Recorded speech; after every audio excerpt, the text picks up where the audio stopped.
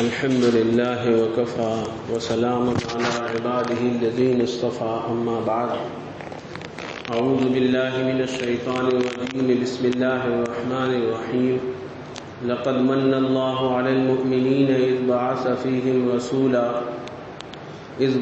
فيهم رسولا من أنفسهم يتلو عليهم آياته ويزكيهم ويعلمهم الكتاب والحكمة وَإِن كَانُوا مِن قَبْلُ لَفِي ضَلَالٍ مُبِينٍ وقال الله تبارك وتعالى أعوذ بالله من الشيطان الرجيم بسم الله الرحمن الرحيم اقرأ باسم ربك الذي خلق الإنسان من علق اقرأ وربك الأكرم الذي علم بالقلم علم الإنسان ما لم يعلم صدق اللہ العلی العظیم۔ محترم دوستو بزرگوں، قرآن مجید میں سے 2 آیت مبارکہ تلاوت کی۔ اللہ تعالی ہم کو قرآن مجید کی برکتوں سے اس کو سمجھنے کی توفیق عطا فرمائے اور اس کی برکتوں سے مالا مال فرمائے۔ اللہ تعالیٰ نے جو پہلی آیت میں نے تلاوت کی اس میں اللہ تعالیٰ نے اپنی ایک نعمت عظمیٰ کا ذکر فرمایا ہے۔ یوں دیکھنے جائیں تو اللہ تعالیٰ کی بے شمار نعمتیں ہر انسان پر ہر آن ہر پل برستی رہتی ہیں۔ ان تعدوا نعمت اللہ لا تحصوها، کہ اگر اللہ کی نعمتوں کو گننا چاہے انسان تو گن نہیں سکتا۔ اور اللہ کی نعمتوں کے بارے میں اللہ تعالیٰ کا یہ قاعدہ ہے، یہ قانون ہے کہ لَإِن شَكَرْتُمْ لَأَزِيدَنَّكُمْ، اگر تم ہماری نعمتوں کی قدردانی کرو گے تو اللہ تعالیٰ نعمتوں کو بڑھائیں گے۔ قرآن مجید میں اللہ تعالیٰ نے بے شمار اپنی نعمتیں گنائی ہیں۔ جگہ جگہ پر اللہ تعالیٰ نے اپنی نعمت کا تذکرہ کیا ہے تاکہ انسان کو پتہ چلے۔ اللہ نے آسمان بنایا تو اس کے بارے میں ذکر کیا، اللہ نے زمین کو فرش بنایا اس کے بارے میں اللہ نے ذکر کیا، اللہ نے چوپائے بنائے، اللہ نے پرندے بنائے، اللہ نے جانور پیدا کیے، ہواؤں کو چلایا، سمندروں کو لہرایا، آسمان کو بنایا، آسمان کی زینت ستاروں کو بنایا، چاند کو بنایا، سورج کو بنایا، اور یہ سب چیزیں اللہ تعالیٰ نے قرآن مجید میں گنائی ہیں کہ ہم نے یہ بنایا۔ لیکن یہ جو آیت میں نے تلاوت کی لقد من اللہ علی المؤمنین، اس آیت میں اللہ تعالیٰ نے صرف نعمت کو بتایا نہیں ہے بلکہ نعمت کو احسان کے طور پر جتلایا ہے۔ آسمان بنایا اللہ نے کبھی نعمت کے طور پر جتلایا نہیں ہے کہ ہم نے احسان کیا ہو، صرف بتایا۔ زمین بنائی اللہ تعالیٰ نے کوئی احسان نہیں جتلایا، لیکن اس نعمت کا جب باری آئی تو اللہ تعالیٰ نے فرمایا لقد من اللہ علی المؤمنین، لام بھی لگایا تحقیق کے ساتھ اور قد بھی لگایا۔ عربی جاننے والے حضرات جانتے ہیں کہ یہاں 2 حرف تحقیقی آئے ہیں، لقد، البتہ ضرور بالتحقیق، من اللہ علی المؤمنین، ایمان والوں پر احسان کیا ہے اللہ نے۔ کیا احسان کیا؟ اذ بعث فیہم رسولا من انفسہم، کہ انہی میں سے، انہی کی ذات میں سے یعنی انسانوں ہی میں سے اللہ تعالیٰ نے ایک رسول بھیجا۔ وہ رسول کون ہے؟ وہ محمد رسول اللہ صلی اللہ علیہ وسلم کی ذات گرامی ہے۔ وہ احمد مجتبیٰ ہے، وہ محمد مصطفیٰ ہے۔ یہ اتنی بڑی نعمت ہے کہ اللہ تعالیٰ نے اس کو احسان کے طور پر جتلایا کہ ہمارا احسان ہے خصوصاً ایمان والوں پر اور عموماً پورے عالم پر۔ جیسے قرآن کی دوسری آیت میں ہے وَمَا أَرْسَلْنَاكَ إِلَّا رَحْمَةً لِّلْعَالَمِينَ، تمام عالمین کے لیے آپ رحمت بنا کر بھیجے گئے، تمام انسانیت کے لیے آپ ایک زندگی کا سامان بن کر آئے۔ 6 صدی عیسوی جب آئی تھی چھٹی صدی عیسوی کے کیا حال تھے. حضرت مولانا علی میاں صاحب نور اللہ مرقدہ کی کتاب ہے عربی کے اندر ماذا خسر العالم بانحطاط المسلمین، اور گجراتی اور اردو کا اس کی کتاب ہے مسلمانوں کے عروج اور زوال کا انسانی دنیا پر اثر. تو یہ کتاب آپ کی معرکۃ الاعریٰ کتاب ہے. اس کتاب کے ذریعے سے اللہ تعالیٰ نے حضرت کو جو مقبولیت بخشی. عرب علماء ان کو استاد کہتے تھے، ورنہ عرب کا عوام کسی اور کو عالم بھی نہیں مانتے عرب عالم کے علاوہ، اور ہندی عالم کو تو عالم ہی نہیں مانتے. وہ تو اپنے آپ کو عرب کہتے ہیں اور دوسروں کو عجمی کہتے ہیں. عجمی یعنی یہ سب ہمارے علاوہ سب گونگے ہیں. ان کو اپنی فصاحت پر، اپنی لغت پر ایسا ناز ہے. لیکن وہ عرب حضرات بھی حضرت مولانا ابو الحسن علی ندوی علیہ الرحمہ کو استاد کہتے تھے، علامہ مانتے تھے، استاد ابو الحسن. اس کی ایک بڑی وجہ یہ کتاب تھی ماذا خسر العالم عالم بانحطاط المسلمین. مصر کی یونیورسٹیوں میں، عرب کی کئی بڑی بڑی یونیورسٹیوں میں آج بھی نصاب میں یہ کتاب رکھی ہوئی ہے. اس کے اندر حضرت نے چھٹی صدی عیسوی کے حالات پورے دنیا کے، حضور پاک صلی اللہ علیہ وسلم کی بعثت سے پہلے پوری دنیا کے اوپر کیا حالات تھے، دنیا انسانیت سے کتنی گر چکی تھی، ہندوستان کے کیا حالات تھے، یمن کے کیا حالات تھے، اور دوسرے جتنے ممالک ہیں ان سب کے کیا حالات تھے. کیسی یعنی گراوٹ، اور ملکی اعتبار سے، سماجی اعتبار سے، انفرادی اعتبار سے جو انسانیت کی گراوٹ آئی تھی، وہ تمام کے تمام پہلوؤں کو اس کتاب کے اندر حضرت نے اجاگر کیا ہے، بیان کیا ہے. اور خصوصاً عرب کے حالات، چھٹی صدی عیسوی کے عرب کے حالات ہم بارہا علماء سے سنتے ہیں. اخلاقی گراوٹ اتنی تھی کہ گھر میں بچی پیدا ہوتی تھی، ایک دو قصے نہیں، ہر گھر کا یہ عالم تھا کہ اگر گھر میں بچی پیدا ہوتی تھی فوراً باپ ماں کے پاس سے بچی کو لیتا تھا، گڈھا کھودتا تھا اور زندہ بچی کو درگور دفن کر دیتا تھا. اخلاقی حالت اتنی گری ہوئی. اقتصادی طور پر یعنی غریبی اور فقیری اتنی تھی. حضرت جی مولانا یوسف صاحب کاندھلوی رحمۃ اللہ علیہ کے بیان میں ملتا ہے کہ غریبی اور بھوکمری کی وجہ سے زمین پر پڑا ہوا وہ خون چاڑ جاتے تھے، بچھو اور سانپ کو کھا جاتے تھے. غریبی اور بھوکمری ایسی تھی، اور یہی وجہ تھی کہ ان پر کوئی حکومت کرنے کو تیار نہیں تھا. حکومت کس پر کی جاتی ہے؟ جن سے کوئی ٹیکس ملنے کا امکان ہو، پیسہ ملنے کا امکان ہو. لیکن ایسی بھوکمری قوم، ایسی نادار قوم، پورے عرب کے یہ حالات تھے. وہ عرب، لیکن ان کے اندر کچھ صفات تھی، سخاوت کی صفت تھی.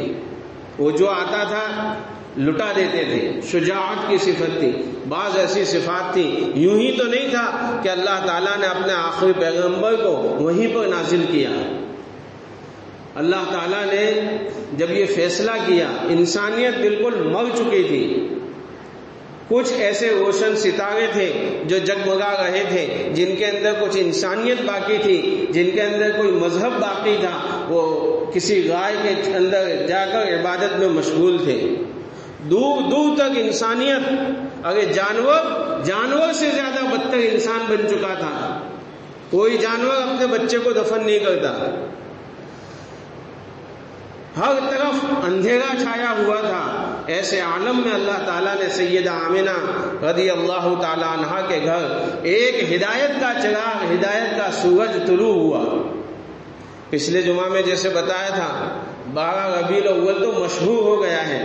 9 ربیع الاول کو نبی پاک صلی اللہ علیہ وسلم محمد بن عبداللہ کی صورت میں ظاہر ہوئے. آپ کی ولادت باسعادت ہوئی. آپ کی 2 ولادت ہوئی ہیں. ایک محمد بن عبداللہ کے طور پر آپ سیدہ آمنہ کے گھر کے اندر حضرت عبد المطلب، خواجہ عبد المطلب کہ وہاں پر اللہ تعالیٰ نے آپ کی جو ولادت کی 570 یا 71 کی سال تھی، اپریل کا مہینہ تھا، 20 اپریل عیسوی سن 571 یا 70 کو آپ جو ہے محمد بن عبداللہ کے طور پر ظاہر ہوئے۔ محققین علماء، بڑے علماء یوں فرماتے ہیں آپ کی 2 ولادتیں ہوئی ہیں۔ پھر دوسری جو ولادت جب آپ علیہ الصلوۃ والسلام 40 سال کے ہوئے، حضور پاک صلی اللہ علیہ وسلم کی عمر شریف جب 40 سال کی ہوئی، رمضان کا مہینہ تھا اور اللہ تعالیٰ نے آپ کو نبوت سے سرفراز فرمایا اور آپ کی بعثت ہوئی، اور وہ محمد رسول اللہ صلی اللہ علیہ وسلم کے طور پر پوری دنیا میں آپ مبعوث کیے گئے۔ یہ آپ کی 2 ولادتیں، ایک کو ولادت کہتے ہیں، دوسرے کو بعثت کہتے ہیں۔ حضرت امی جان عائشہ صدیقہ رضی اللہ تعالی عنہا فرماتی ہیں آپ کی بعثت کس طرح ہوئی۔ ایک بخاری شریف کی طویل حدیث ہے، لمبی حدیث ہے، یعنی اس میں حضرت امی جان عائشہ صدیقہ رضی اللہ تعالی عنہا نے وسطائے کے ساتھ اس آپ کی بعثت کو بیان کیا ہے کہ جب آپ علیہ الصلوۃ والسلام کی عمر 40 کے قریب ہوئی، بعثت کے 6 مہینے پہلے، بعثت سے 6 مہینے پہلے آپ کو سب سے پہلے سچے خواب آنا شروع ہوئے، ایسے سچے خواب کہ جو رات کو دیکھتے تھے وہ صبح کو فوراً ہو جاتا تھا، رؤیت الصالحہ۔ اور حدیث میں بھی آتا ہے رؤیت الصالحہ یعنی سچے خواب کا آنا یہ نبوت کا 46واں حصہ ہے، حدیث میں ہے۔ خواب کی کئی قسمیں ہیں، بعض خواب انسان کو وہ آتے ہیں کہ جو روزانہ کے روٹین ہوتا ہے، رات کو جب سوتا ہے تو پھر الٹے سیدھے خواب آتے ہیں، اور بعض خواب وہ ہوتے ہیں کہ شیطان ڈرانے کے لیے آتا ہے، کبھی سانپ بن کر آیا، کبھی دھرتی کمپ کا خواب دیکھا، کبھی کچھ ایسا خواب دیکھا۔ اس کے بارے میں بھی فرمایا نبی پاک صلی اللہ علیہ وسلم نے جب ایسا کوئی ڈرانے والا خواب تم دیکھو تو بائیں طرف جو ہے تھو تھو کر کے اپنے پاسے کو پلٹ لو، اللہ کا ذکر کرو اور سو جاؤ، اس خواب کا کوئی نقصان نہیں ہوگا۔ ایک خواب ہوتا ہے وہ رحمان کی طرف سے آتا ہے، اکثر وہ خواب جو ہے آدھی رات کے بعد تہجد کے وقت وہ آتے ہیں، اس خواب کی تعبیر ہوتی ہے، اس کو میسج دیا جاتا ہے کہ تیری زندگی میں یہ ہونے والا ہے۔ وہ خواب کے اوپر اگر بات کرنے جائیں گے تو ابھی جمعہ کا بیان اسی میں لگ جائے گا۔ تو حضرت عائشہ رضی اللہ تعالی عنہ فرماتی ہے کہ سب سے پہلے آپ کو رؤیت الصالحہ 6 مہینے تک سچے خواب کا آنا شروع ہوا۔ آپ علیہ الصلوۃ والسلام کی جب عمر شریف 35 سال کے اوپر ہو چکی تھی، اس وقت سے آپ کو حبب الیہ الخلاء، یہ حضرت عائشہ کے الفاظ ہیں، آپ کو خلوت محبوب کر دی گئی، یعنی خلوت میں رہنا، یعنی کوئی بھی مخلوق پاس میں نہ ہو، صرف میں ہوں اور میرا اللہ ہوں۔ جب اللہ تعالیٰ کسی سے کوئی بڑا کام لینا چاہتے ہیں تو اللہ تعالیٰ بعض بندوں کو خلوت محبوب کر دیتے ہیں۔ جتنے بڑے اکابر ہیں وہ اپنا کوئی نہ کوئی حصہ خلوت میں ضرور گزارتے ہیں کہ اس وقت کوئی مخلوق پاس نہ ہو، صرف وہ ہو اور اس کا اللہ ہو۔ تو خلوت محبوب کر دی گئی۔ خلوت کے لیے آپ نے جو جگہ کو پسند کیا ہے وہ جبل نور کے اوپر غار تھی، غار حرا۔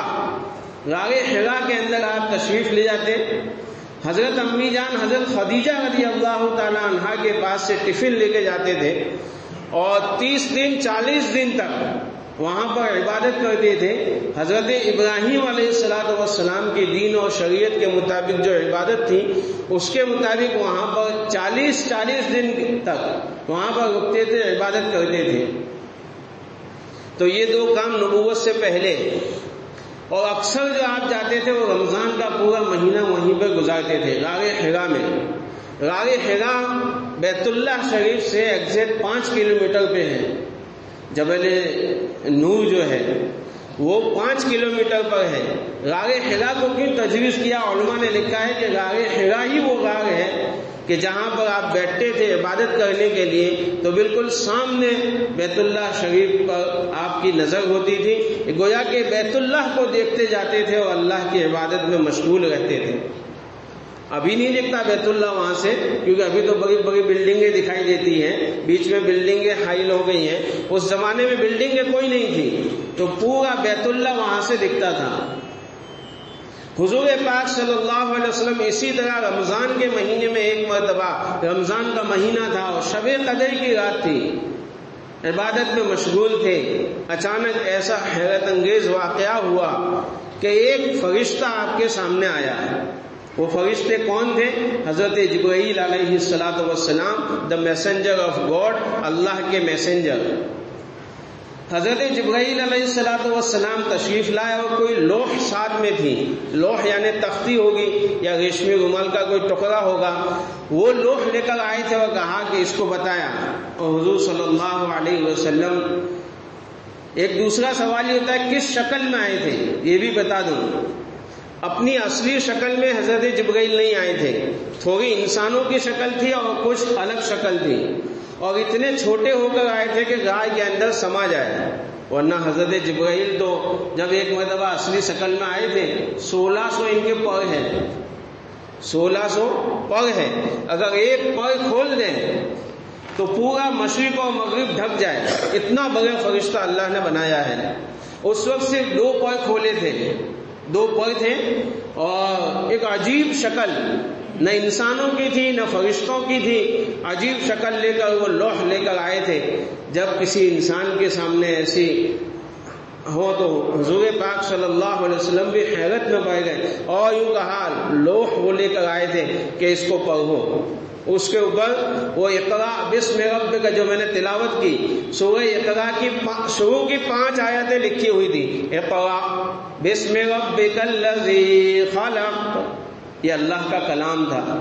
600 سال کے عرصے کے بعد اب وحی نازل ہو گئی تھی۔ حضرت عیسیٰ علیہ السلام کے دنیا سے اٹھائے جانے کے بعد 650 سال کا وقفہ ہو چکا تھا۔ اللہ کا کلام، اللہ کی وحی، جو پہلی ٹیبلٹ اللہ نے اس انسانیت کو دی ہے کہ اگر دنیا میں تمہیں چمکنا ہے، دنیا میں تمہیں پنپنا ہے، دنیا میں تمہیں عزت حاصل کرنی ہے اور تمہیں کامیاب ہونا ہے، سب سے پہلی ٹیبلٹ جو ہے وہ اقرا کی ہے کہ پڑھو، علم حاصل کرو، جب تمہاری زندگی میں علم آئے گا تو اللہ تعالیٰ تم کو عزت بھی دے گا۔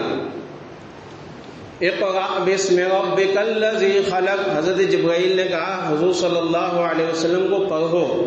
حضور پاک صلی اللہ علیہ وسلم نے فرمایا ما انا بقاری، میں پڑھا ہوا نہیں ہوں۔ حضرت جبرائیل نے دبوچا یعنی گلے میں لیا اور بھینچا، حدیث میں آتے الفاظ کہ مجھے کہ بھینچا گیا یعنی دبوچا گیا، پھر چھوڑا، پھر کہا کہ پڑھو، تو حضور پاک صلی اللہ علیہ وسلم نے دوسری مرتبہ کہا ما انا بقاری، میں پڑھا ہوا نہیں ہوں۔ آپ امی تھے، یہی آپ کی شان تھی کہ آپ امی تھے، کہ ایک امی نے لا کے قرآن ایسا دیا۔ آپ سب سے بڑے عالم، لیکن آپ کو لکھنا پڑھنا نہیں آتا تھا، اللہ نے آپ کو لکھنا پڑھنا نہیں سکھایا تھا، ورنہ کوئی دشمن کہہ دیتا کہ قرآن حضور صلی اللہ علیہ وسلم نے اپنے ہاتھ سے لکھا ہے۔ اللہ نے آپ کو ایسا رکھا تھا کہ اپنے ہاتھ سے محمد رسول اللہ بھی لکھ نہیں سکتے تھے، اسی لیے جب مہر لگانی ہوتی تھی، دستخط کرنے ہوتے تھے، سگنیچر کرنے ہوتے تھے، تو آپ علیہ الصلوۃ والسلام نے چاندی کی انگوٹھی بنائی تھی، اس کے اوپر مہر رکھی تھی محمد رسول اللہ۔ جب کوئی حکومت کے دستاویز ہوتے تھے، دستخط کرنے ہوتے تھے، بادشاہوں کو جب خط لکھے جاتے تھے تو حضرت علی پہلے خط کو لکھتے، لیٹر کو پورا لکھتے تھے، خط کو لکھتے تھے، اور نیچے سگنیچر حضور پاک صلی اللہ علیہ وسلم اس انگوٹھی کے ذریعے سے کرتے تھے۔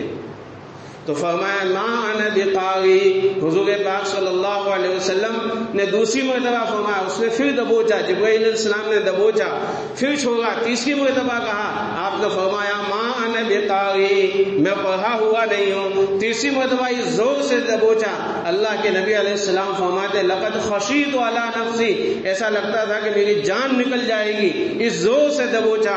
پھر حضور پاک صلی اللہ علیہ وسلم کو چھوڑا گیا، پھر کہا کہ پڑھو، تو آپ آپ کی زبان پر وہ الفاظ آٹومیٹک جاری ہوئے جو لکھے ہوئے تھے.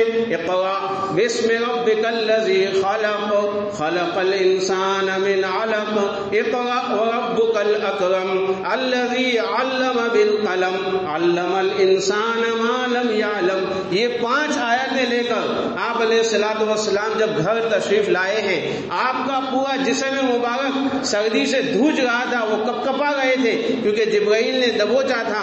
ایک بہت بڑا بوجھ آپ کو دیا گیا تھا کہ پوری انسانیت کے عقیدوں کو آپ صحیح کرنا ہے. نبوت کا بوجھ لے کر آپ آئے تھے، پورا جسم کانپ رہا تھا. آپ نے آ کر فوراً کہا حضرت خدیجہ سے، زملونی زملونی، اے خدیجہ مجھے چادر اڑا دو، میں پورا دھوج رہا ہوں. حضرت خدیجہ نے فوراً چادر لی اور حضور صلی اللہ علیہ وسلم کو چادر اڑائی. پھر تھوڑا سا افاقہ ہوا، جو کچھ ہوا تھا حضرت خدیجہ کو، اپنی وائف کو حضور پاک صلی اللہ علیہ وسلم نے سب بتایا. حضرت خدیجہ نے جو کہا ہے اس وقت حضور صلی اللہ علیہ وسلم نے فرمایا مجھے ایسا محسوس ہوتا ہے کہ میری جان نکل جائے گی. اس وقت حضرت خدیجہ نے جو الفاظ کہے ہیں اللہ اکبر. ایک عورت کا کیا معیار، کتنی بڑی شان ہوتی ہے کہ عورت نبی کو تسلی دے رہی ہے. بلکہ علماء کہتے ہیں کہ یہ حضرت خدیجہ کی زبان پر جو الفاظ نکلے ہیں یہ من جانب اللہ تھے. اللہ نے آپ کو الہام کیے ہوں گے کہ حضرت خدیجہ نے کہا واللہ لا یخزیک اللہ ابدا، اللہ تعالیٰ آپ کو ضائع نہیں کریں گے. آپ کے اندر یہ صفات ہیں. کون سی صفات ہیں؟ اللہ کی مدد اور نصرت حاصل کرنے کے لیے جو صفات انسان کے جو سبب ہے، جو صفات، وہ صفات تمہارے اندر موجود ہیں. وہ 5 صفات آپ نے گنائی. انک لتصل الرحم وتکسب المعدوم وتحمل الکل وتکسب المعدوم وتقرئ الضیف وتعین علی نوائب الحق. یہ 5 صفات حضرت خدیجۃ الکبریٰ رضی اللہ تعالی عنہا نے فرمائی کہ میرے سرتاج آپ کے اندر یہ 5 صفات ہیں، اور یہ 5 صفات وہ صفات ہیں جس انسان کے اندر ہوگی اللہ کی مدد اس کے ساتھ ہوگی. اللہ تعالیٰ کبھی اس کو ضائع نہیں کرے گا. کہ آپ صلہ رحمی کرنے والے ہیں، آپ جو ہے وہ تحمل الکل، نادار لوگوں کی، کمزور لوگوں کی مدد، ان کا بوجھ اٹھانے والے ہیں. وتکسب المعدوم، آپ جو قلاش لوگ ہوتے ہیں، جو مفلس لوگ ہوتے ہیں، جو بیچارے کما نہیں سکتے، ان کو کما کر آپ دینے والے لوگ ہیں. اور آپ جو ہے وتقرئ الضیف، مہمان نوازی کرنے والے ہیں. وتعین علی نوائب الحق، اس کی تفسیر بڑی لمبی ہے، انشاءاللہ اگلے جمعہ میں اس پر یہ 5 صفات ہی پر بات کریں گے. حضرت خدیجہ یوں بھی کہہ سکتی تھی، یہاں سوچنے کی بات ہے کہ اللہ آپ کو ضائع نہیں کرے گا کہ آپ تہجد پڑھنے والے ہیں، آپ غار حرا میں جا کے عبادت کرنے والے ہیں، آپ خلوت میں رہ کر عبادت کرنے والے ہیں، آپ اتنے نماز پڑھتے ہیں کہ آپ کے پاؤں کے اوپر ورم آ جاتا ہے. یہ سب کہہ سکتی تھی، لیکن یہ الفاظ کہے، اور یہ الفاظ بھی من جانب اللہ، حضرت خدیجہ کی زبان پر جاری ہوئے الہامی الفاظ ہیں.